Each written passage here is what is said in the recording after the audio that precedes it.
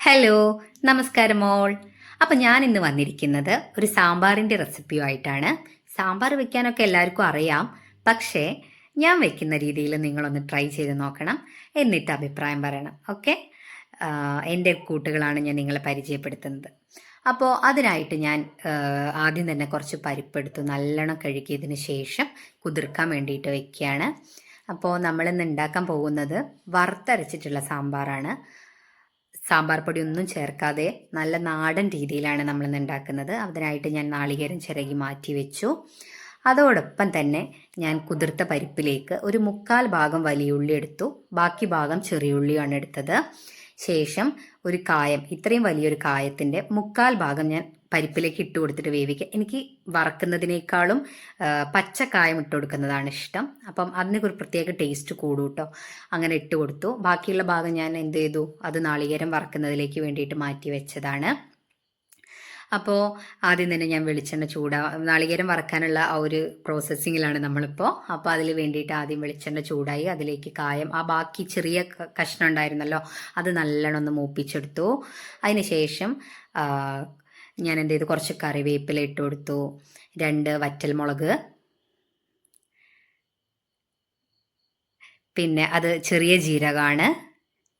അതേപോലെ ഇതെല്ലാം 1/4 ടീസ്പൂണാണ് എടുത്തിട്ടുള്ളത്. 1/4 ടീസ്പൂൺ ഉലുവ എടുത്തിട്ടുണ്ട്, പിന്നെ 1/4 ടീസ്പൂൺ ചെറിയ ജീരകം, 1/4 ടീസ്പൂൺ വലിയ ജീരകം, ഒരു പച്ചമുളക്, കുറച്ച് അല്ലി വെളുത്തുള്ളി എടുത്തിട്ടുണ്ട്. അതൊക്കെ നമ്മുടെ ടേസ്റ്റിനനുസരിച്ച് എടുക്കാം. എനിക്ക് വെളുത്തുള്ളിയുടെ ടേസ്റ്റ് നല്ല ഇഷ്ടമാണ് സാമ്പാറിൽ, അതുകൊണ്ട് ഞാൻ കുറച്ചധികം എടുക്കാറുണ്ട്. പിന്നെ കുറച്ച് ചെറിയ ഉള്ളി എടുത്തു. എന്നതിന് ശേഷം അത് നന്നായിട്ട് ഇളക്കി കൊടുത്തു.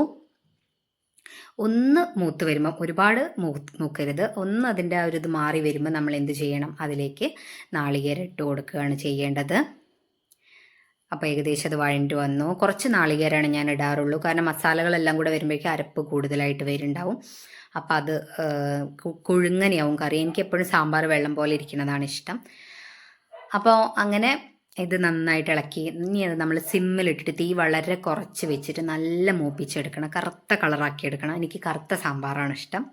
പിന്നെ ഞാൻ അതിലേക്ക് വേണ്ടിയുള്ള പച്ചക്കറികളാണിതെല്ലാം: വഴുതന, ക്യാരറ്റ്, പച്ചക്കായ, വെണ്ടക്ക, കയ്പ, ഉരുളക്കിഴങ്ങ്, മുരിങ്ങക്ക എല്ലാം എടുത്തിട്ടുണ്ട്.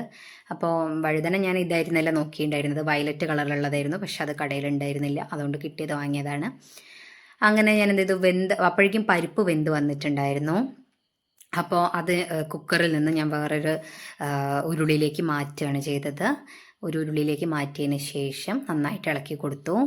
അതിലേക്ക്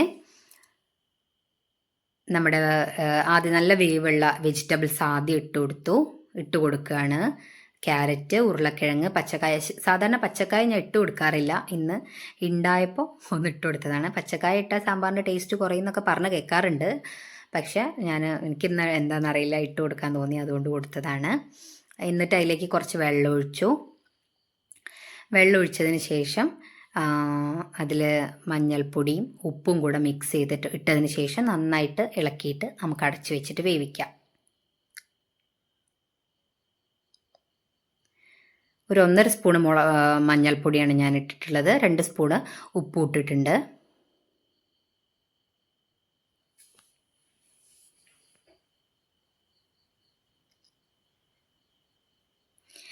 അപ്പോൾ അത് ഇളക്കിയതിന് ശേഷം നമ്മൾ എന്ത് ചെയ്തു, അത് വേവാൻ വേണ്ടിയിട്ട് അടച്ച് വെക്കുകയാണ്.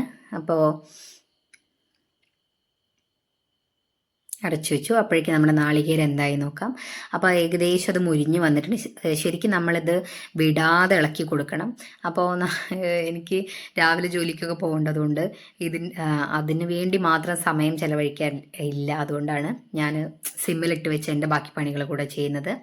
ശേഷം ഞാൻ എന്ത് ചെയ്തു, മല്ലിയും മുളകും എല്ലാം ഇതിലിട്ടിട്ട് തന്നെയാണ് നന്നായിട്ട് മൂപ്പിച്ചെടുക്കാറ്. അപ്പോൾ കുറച്ചുകൂടെ ഒരു ടേസ്റ്റ് കൂടാറുണ്ട്. എനിക്ക് അതാണ് കുറച്ചുകൂടെ ടേസ്റ്റായിട്ട് തോന്നിയിട്ടുള്ളത്. അപ്പോൾ അതിൽ മല്ലിപ്പൊടി ഇട്ട് നല്ലൊന്ന് മൂപ്പിച്ചതിന് ശേഷമാണ് ഞാൻ 2 സ്പൂൺ മല്ലിപ്പൊടിയാണ് ഞാൻ കൂടുതൽ ഇട്ട് കൊടുക്കാറുള്ളത്. 3 സ്പൂൺ മല്ലിപ്പൊടി, 2 ടീസ്പൂണ് മുളക് പൊടിയാണ് ഇട്ട് കൊടുക്കാറുള്ളത്. അങ്ങനെ നല്ല അതിൽ വെച്ചിട്ട് തന്നെ നല്ല ചെറിയ തീയിലിട്ടിട്ട് നല്ല മൂപ്പിച്ചെടുക്കും, നല്ല കറുത്ത കളറാവുന്നത് വരെ. കറുത്ത കളർ പറഞ്ഞാൽ കരിയുന്ന കളറല്ല, എങ്കിലും അത്യാവശ്യം ഒരു കളറ് കിട്ടുന്നത് വരെ ഞാൻ നല്ല മൂപ്പിച്ചെടുക്കാറുണ്ട്.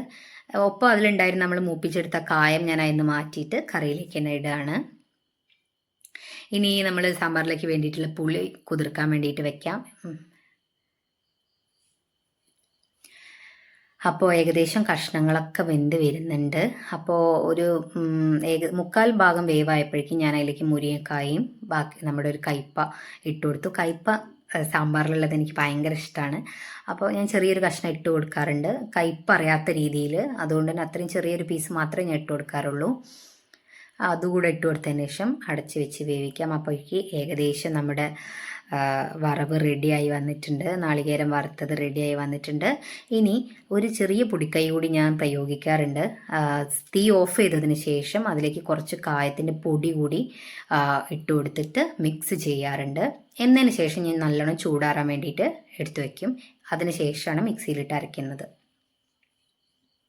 അപ്പോൾ കായപ്പൊടി മിക്സ് ചെയ്തു, നന്നായിട്ട് ഇളക്കി യോജിപ്പിച്ചു. ഇനി നമുക്കത് ചൂടാറാൻ വേണ്ടി വെക്കാം. അപ്പോൾ ഇത് ഏകദേശം ചൂടാറിയിട്ടുണ്ട്. ഇനി നമുക്കിത് മിക്സിയിലിട്ട് അടിച്ചെടുക്കാം. അപ്പോൾ ആദ്യം തന്നെ നമ്മൾ വെള്ളം ചേർക്കാതെ ഒന്ന് പൊടിച്ചെടുക്കണം.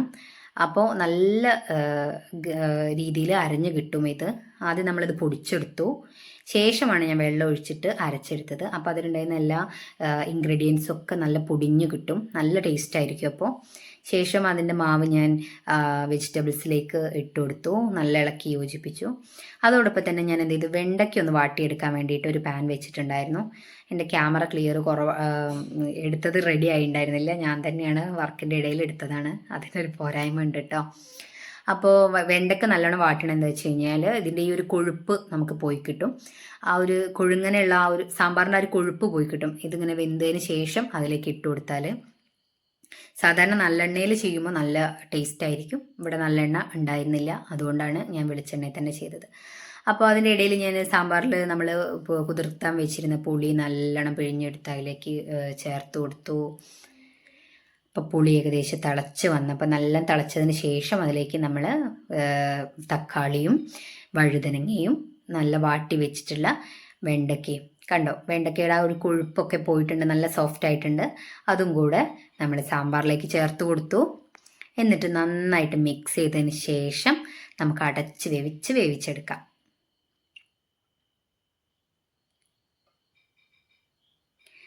അപ്പോൾ നമ്മുടെ സാമ്പാർ ഏകദേശം റെഡി ആയിക്കൊണ്ടിരിക്കുകയാണ്. സാമ്പാർ പൊടി ഒന്നും നമ്മളിതിൽ ചേർക്കില്ല. സാമ്പാർ പൊടി ഇട്ട് കഴിഞ്ഞാൽ ആ ഒരു നാടൻ ടേസ്റ്റ് നമുക്ക് മിസ്സാവും. പിന്നെ നാളികേരം വറുക്കണയിലേക്ക് നിങ്ങൾക്ക് ഉഴുന്ന് പരിപ്പ് കൂടെ ആഡ് ചെയ്യാം കേട്ടോ. പക്ഷേ ഞാനത് ചെയ്തിട്ടുണ്ടായിരുന്നില്ല, ഇവിടെ ഉഴുന്ന് പരിപ്പ് ഉണ്ടായിരുന്നില്ല, അപ്പോൾ അതുകൊണ്ടാണ്.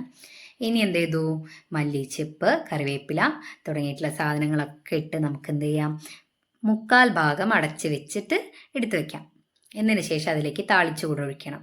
അപ്പോൾ താളിച്ചൊഴിക്കാൻ വേണ്ടിയിട്ട് ഞാൻ ഒരു പാനിൽ കടുക് ഇട്ടു. അത് പൊട്ടിയതിന് ശേഷം അതിലേക്ക് വറ്റൽമുളക് മുറിച്ചിട്ടു.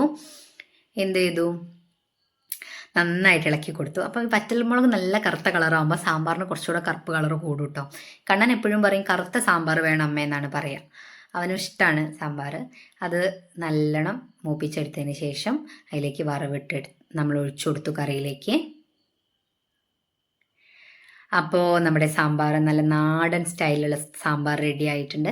ഒരിക്കലെങ്കിലും നിങ്ങളിങ്ങനെ ഒന്ന് ട്രൈ ചെയ്ത് നോക്കണം, അടിപൊളിയായിരിക്കും. ഞാൻ കായം കുറച്ച് കൂടുതലാണ് കേട്ടോ. നമുക്ക് സാമ്പാറിലേക്ക് ആ കായത്തിൻ്റെ ടേസ്റ്റ് ആണല്ലോ എപ്പോഴും വേണ്ടത്.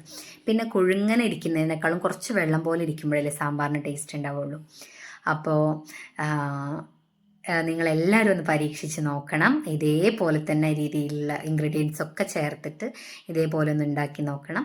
എന്നിട്ട് നിങ്ങൾ എന്ത് ചെയ്യണം, ഇതിൽ വന്നിട്ട് നന്നായിട്ടുണ്ടെങ്കിൽ കമൻ്റായിട്ട് ഇടണം. ഓക്കെ.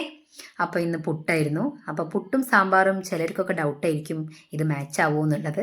പക്ഷെ വളരെ നല്ല കോമ്പിനേഷനാണ്. നിങ്ങൾ ഒരിക്കലെങ്കിലും പുട്ടിലേക്ക് സാമ്പാർ കൂട്ടിയിട്ട് കഴിച്ച് നോക്കണം.